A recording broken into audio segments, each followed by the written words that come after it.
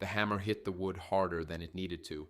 I wasn't angry at the fence, it just felt good to swing at something.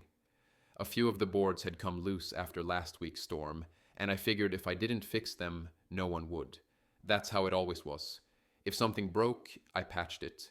If someone cried, I dried the tears. If the kids scraped a knee, I kissed the hurt. That's the kind of man I tried to be. Quiet, steady, dependable. My wife, Lisa, was inside cooking dinner, or at least I thought she was. Lately, it was hard to tell where she was, even when she was home. I used to walk through the door and smell spices and hear music.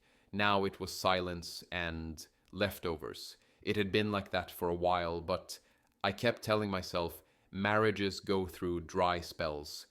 People grow and change. You just hold on tighter, that's what I believed. I stopped to wipe the sweat off my forehead and looked across the yard. My 3 kids were chasing each other with foam swords, laughing, shouting, slipping through the grass. They looked happy, and that used to be enough for me. But the truth was, I'd started to notice things, little things, small differences that didn't make sense when stacked together. My oldest, Daniel, was tall and lean, with sharp cheekbones and dark eyes. Nothing like me. My daughter, Mia, had a dimple on her left cheek. I didn't, and neither did Lisa. And my youngest, Sammy, had a birthmark on his shoulder that didn't match any family history. I used to think I was being paranoid, reading too much into it. Kids don't always look like their parents. That's what I told myself. But once the thought settles in, it starts to grow. Like a weed you can't pull. That night at dinner, I tried to shake it off. The food was quiet. So were we. Lisa picked at her plate like she wanted to be somewhere else. When I asked her what was wrong, she said, "Nothing, just tired." Later, in bed, she rolled away from me without a word. I asked her again, "Are you okay?" Her voice came sharp this time. "Why do you always ask that? Maybe I'm tired of pretending everything's perfect." I didn't say anything right away, I just stared at the ceiling. Then I asked quietly, "Pretending?" She sat up, eyes flashing. "You don't notice anything, do you? You just go to work, come home, and expect everyone to smile? You think that's enough?" My chest tightened. I didn't know what I was supposed to notice. The cold looks, the hidden phone calls, the distance, or was it something bigger, something I had been too blind to see? She lay back down and turned her back again. I didn't sleep that night. For the first time in my life, I started to question if I was really a father, or just someone playing the part. We met at a barbecue in late spring, the kind where the air smells like charcoal and cheap beer. She wore a red sundress and smiled like she already knew I'd be hers. We talked for hours that night. I thought it was luck. Looking back now, maybe it was just timing. She had just gotten out of something messy. I was steady, easy to talk to, ready for something real. We moved fast. Within a year, we were married. Life wasn't fancy, but it felt full. We had our first kid barely 10 months after the wedding. I remember holding him, my hands shaking, thinking I'd never be the same. I didn't care about sleep or stress. I just wanted to be the kind of dad he'd be proud of.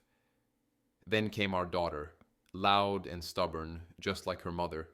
She used to sleep with her fist curled in my shirt. I'd stay up, not because I had to, but because I wanted to. The third was a surprise, but a good one. He smiled early, laughed easily. I was always the one to rock him to sleep. I loved every minute of being their father. Still do.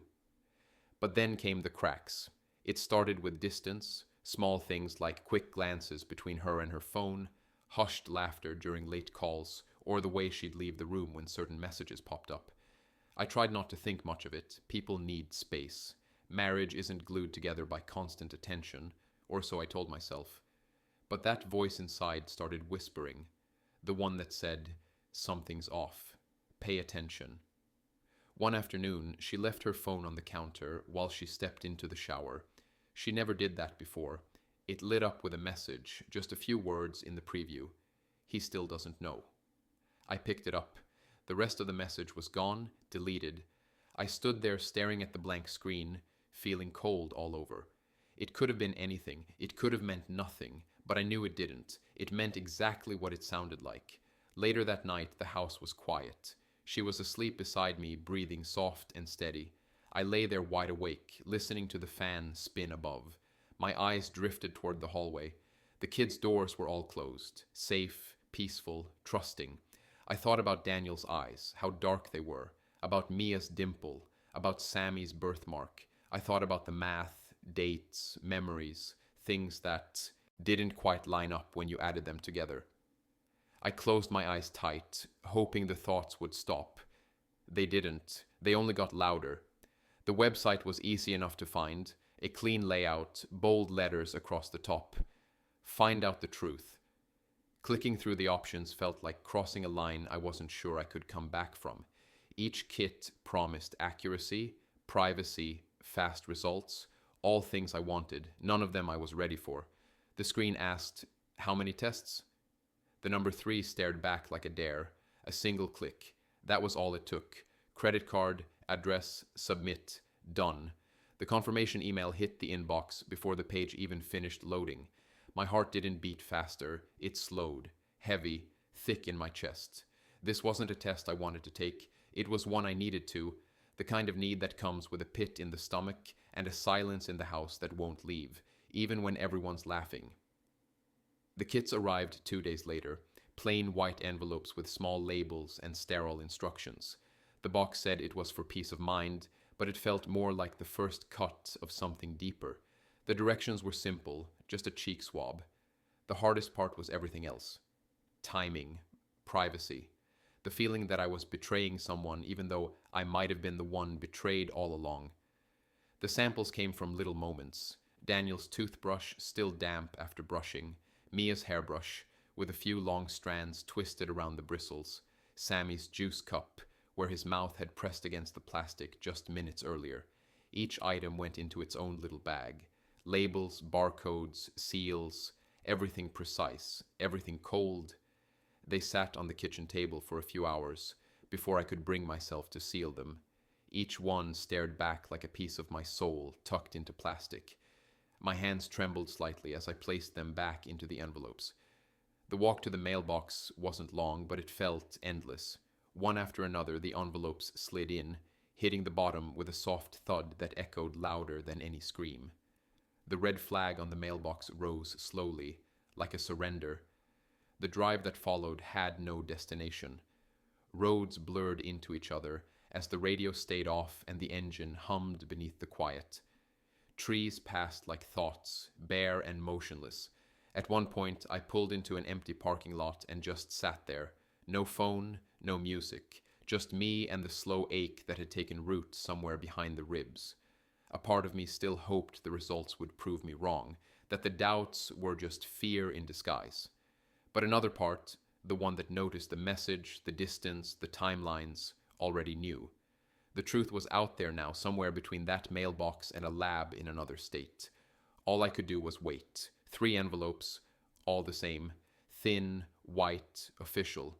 Each one held the truth, or at least the version printed in lab-certified black ink. The first one opened with a rip straight through the seal. Name, barcode, results, no biological relation found. The words didn't scream. They whispered, soft and cruel. Breath caught in the throat, but the chest didn't rise. Just stillness, still enough to hear the ceiling fan from the next room, still enough to hear the faint buzz of the refrigerator. The second envelope opened slower, fingers less steady. The paper inside crackled like dry leaves. Another name, another barcode, another truth. No biological relation found. A numb kind of calm took over, not surprise, just confirmation, like the answer had always been there waiting to be seen. The third envelope was already open before the mind caught up. Almost automatic now. Routine. Eyes moved without blinking, no biological relation found. 3 for 3, not one mistake, not one half-truth, no room for maybes. The kitchen chair creaked under the still weight of it all. The results lay flat on the table, aligned side by side. The names of the children written in bold, each line a sentence, each space between words felt wider than it should. The silence inside the room wasn't normal. It was thick, solid, a soundless scream echoing against the walls. Outside, birds chirped like the world was fine. The body stood without thinking. Keys, shoes, door, no words, just motion. Down the street, past the neighbors' trimmed lawns and recycling bins. past the kids' chalk drawings on the sidewalk. Every step felt like walking through water, heavy, slow, detached.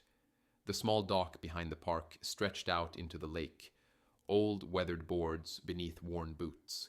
Sitting down at the edge, hands rested on knees. The water rippled with soft wind. No fishing pole, no line, just watching, just breathing, or trying to.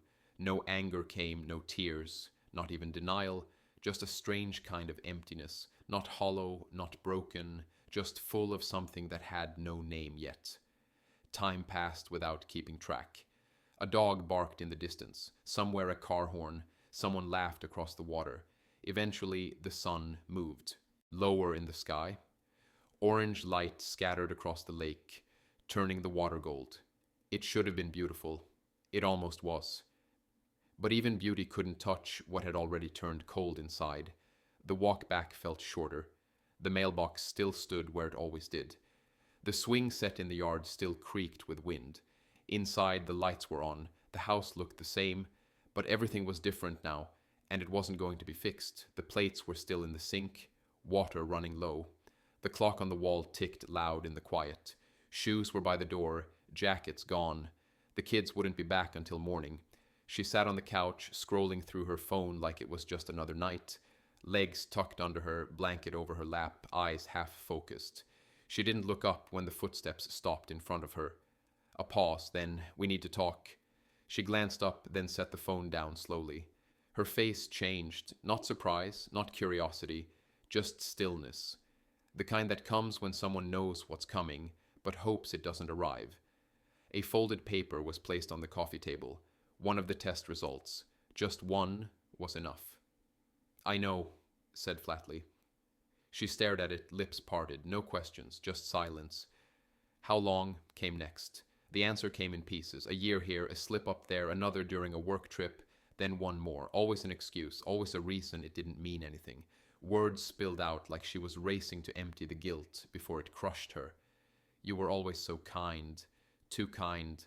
I was scared I didn't deserve it. They're still your kids," she added, voice trembling. "You raised them. They love you. That hasn't changed." The room stayed still. No reaction. No shouting, just a quiet, steady breath. "You took something from me," came the reply. "You let me live a lie for years. You let me give everything I had to something that wasn't mine to begin with." She moved closer, reaching out, eyes wet now. "Please, please don't do this. We can fix it. We can get help. They need you." "They needed the truth," came back instantly, "and so did I." Tears streamed now, hands over her face, shoulders shaking, but the space between them didn't close. "You always said we were a team," she whispered, voice cracked. "I messed up, I know that, but I never stopped loving you." "They might be mine in heart," came the final words, slow and calm, "but not in blood. And you took that from me." The blanket slipped off her lap, her face buried in her hands. The hallway stretched long and cold. The door to the spare room opened without a sound. A clean bed, no warmth, no comfort, just space. The phone buzzed on the nightstand. A few messages lit up. None of them were read. No sleep came, just a ceiling. A hum of the air vent. A dull ache deep in the chest. No thoughts, no noise. Just the truth, loud enough to keep everything else quiet. The call went out on a Thursday evening. Rings dragged on before the familiar voice picked up, half chewing something. Questions came fast. Custody, legal standing, DNA results, child support. The line fell silent for a moment. Then came the answer. Legally, fatherhood sticks unless proven otherwise in court. And even then, it's complicated. DNA helps. Her confession helps. But it wouldn't be easy. Every word was scribbled down. Names, dates, what she said, when she said it, where she was the nights the kids were conceived. Timelines formed like puzzle pieces fitting into a picture that couldn't be unseen. Birth certificates, medical records, old photos, anything that built the case got stored, backed up twice. The real fathers came next. First name from a calendar note. Lunch with Matt, old times. Matt worked with her 5 years ago, still showed up in tagged photos online. Second name was easier, late night texts from Ken W. A few scrolls through her old call logs confirmed the pattern. Every Thursday night for nearly a year. Third one stung worse. Rick, the family friend, the one who toasted at the wedding, the one who held each baby like an uncle would. He visited during holidays, sat at the table, laughed with the kids. A burner phone sent out 3 messages, one to each man, polite, short, director. You're the biological father of a child I've raised. I have proof. We need to talk, privately. One replied in 20 minutes. Matthew, nervous, claimed it couldn't be true, asked for proof. The DNA file was sent. He didn't respond after that. Ken waited until the next morning. He threatened to block the number, then offered money, then begged to stay out of it. Rick showed up. No message, no reply, just pulled into the driveway without warning. No kids home, no wife in sight. Knocked once, then walked in like he belonged. His face twisted up, red, sweaty, guilty. He didn't deny anything. He just said, "How long have you known?" The answer came without blinking. "Long enough." Rick sat down, said he'd support the child if he had to, said he didn't want trouble, said he made a mistake, said it over and over until it lost meaning. A stack of paperwork was handed to him, custody hearing dates, DNA results, a note that read, "He's your son. Be a father or be in court." Rick didn't speak again, just stood up, nodded once, and left. Each man was given the same choice: step up or step down and face legal consequences. The weight had been shifted, not dropped, just passed to the ones who should have carried it from the beginning. No threats were made, no voices were raised, just facts, and a quiet, calm decision to make sure none of them got to walk away clean. Boxes sat open on the table, one for each child. Daniels had his old soccer jersey, the one from the championship game, a few school photos, a math test with a giant red A+ across the top. His favorite action figure beat up from years of backyard battles, a drawing of a rocket ship with "Love You Dad" scrawled in the corner, all folded neatly, carefully, like it mattered where each piece landed. Mia's box was brighter, pink hoodie with a glitter unicorn, her sketchbook full of flowers, hearts, and a few messy cartoons. A locket she'd stopped wearing but never stopped loving, a birthday card with her handwriting, crooked letters, but full of sweetness. "To the best daddy ever." That one stayed on top. Sammy's was smaller, toy dinosaurs lined up like a parade, his teddy bear with one missing eye, a painting he made in preschool, just blotches of blue and green, but labeled "Me and Dad at the Lake." Crayon hearts on the back, a note he once dictated, and someone else wrote, "I love Daddy because he makes pancakes." That one hit hardest. Each box got a copy of the DNA test, printed on thick paper, sealed in plastic, labeled with the child's name, clean, undeniable, sharp. Alongside it, a letter, handwritten and blunt. No sugar, no rage, just the truth. "You are the biological father of this child. I raised them, loved them, taught them, gave them everything I had. Now it's your turn. Step up. Your child is waiting." Below that, the lawyer's number.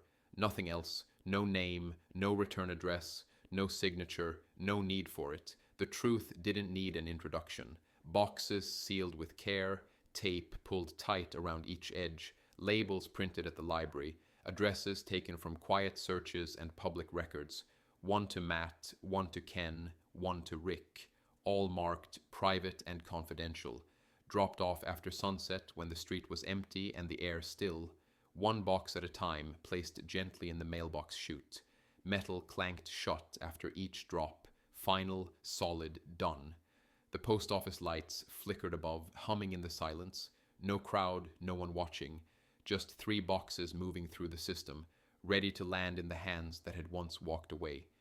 The drive home stayed quiet. Windows down, wind brushing past. No music, no thoughts needing words. Just the steady hum of tires against pavement and the feeling of something shifting, like a weight finally lifted, but not completely gone. Inside the house, everything remained where it was. Same walls, same photos on the shelf. But the air felt lighter, sharper.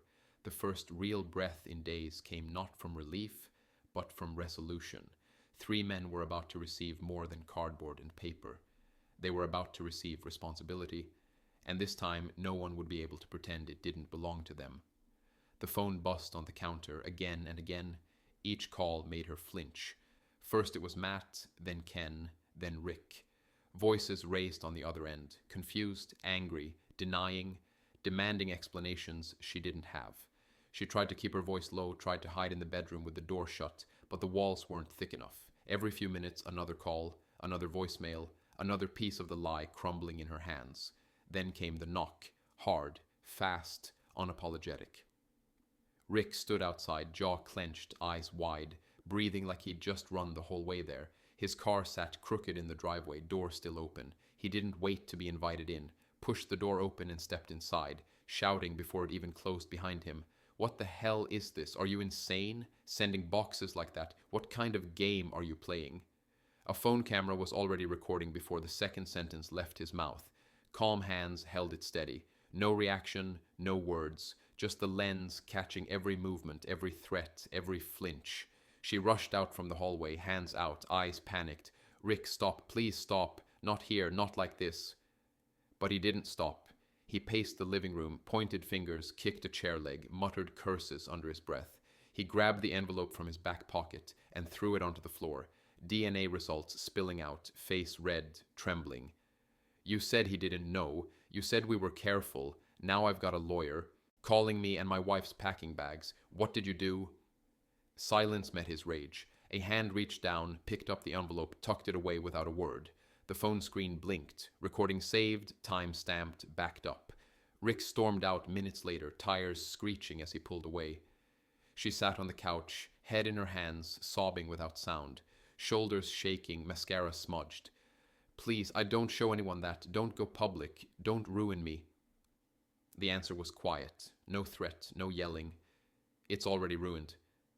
Her breath caught. She looked up, desperate. What about the kids? What are we going to tell them?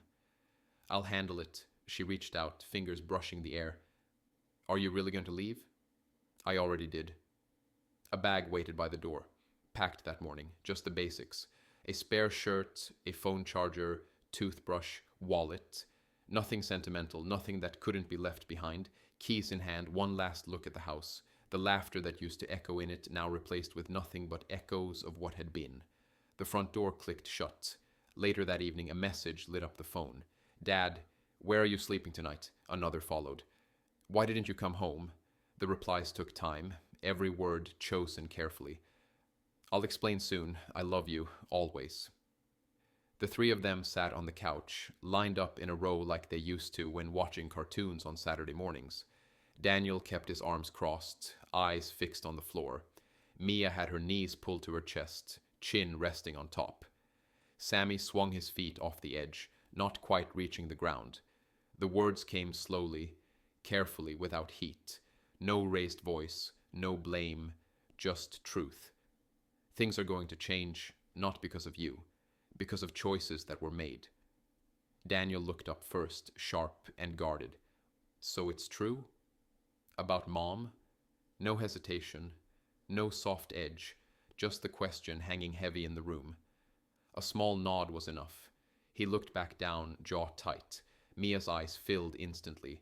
Her voice cracked before it even formed. Is this... Are you leaving us? No. The answer came fast. Never from you. Never. Sammy slid off the couch and walked over slowly. His small arms wrapped around tight, face pressed into the side. No questions, just quiet breathing. You three are the best thing that ever happened to me. That doesn't change with anything. Not DNA, not court papers, nothing. Mia wiped her cheeks, looking up through glassy eyes. Then why does it feel like everything's broken?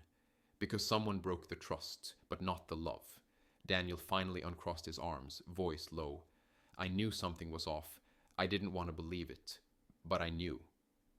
You were smart to notice. I should have seen it sooner. I'm sorry. Are you still going to be our dad? Mia asked softly, holding a pillow close. If you want me to be.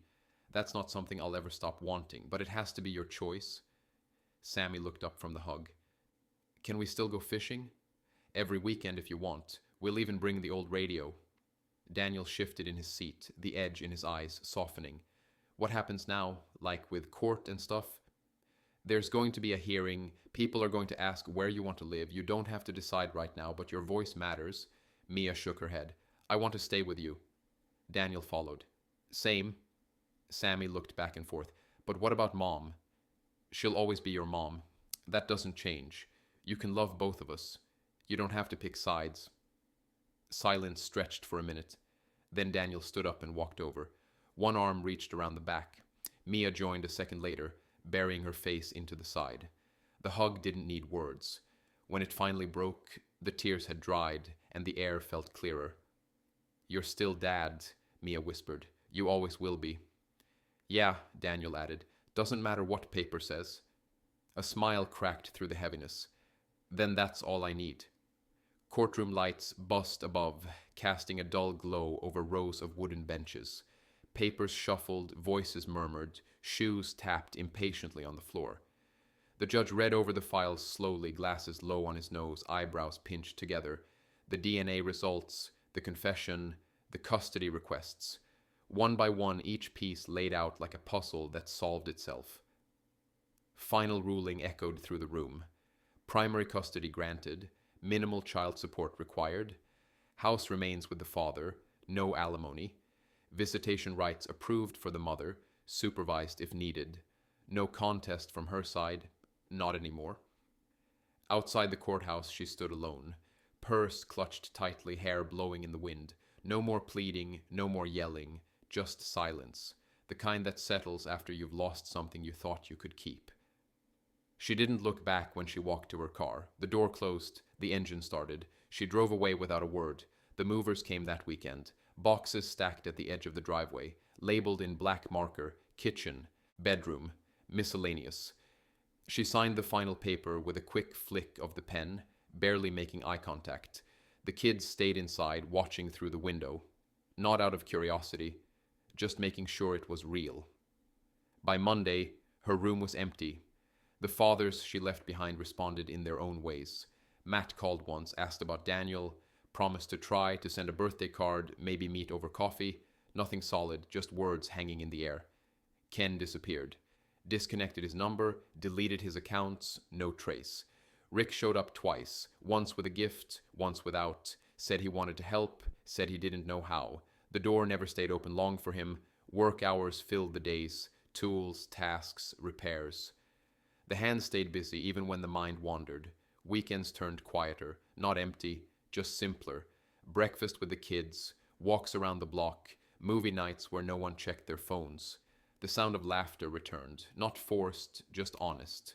The backyard grew green again, grass trimmed, fence repaired. The porch swing oiled so it didn't squeak. Evenings returned with soft light, cicadas buzzing, cool drinks resting on the railing.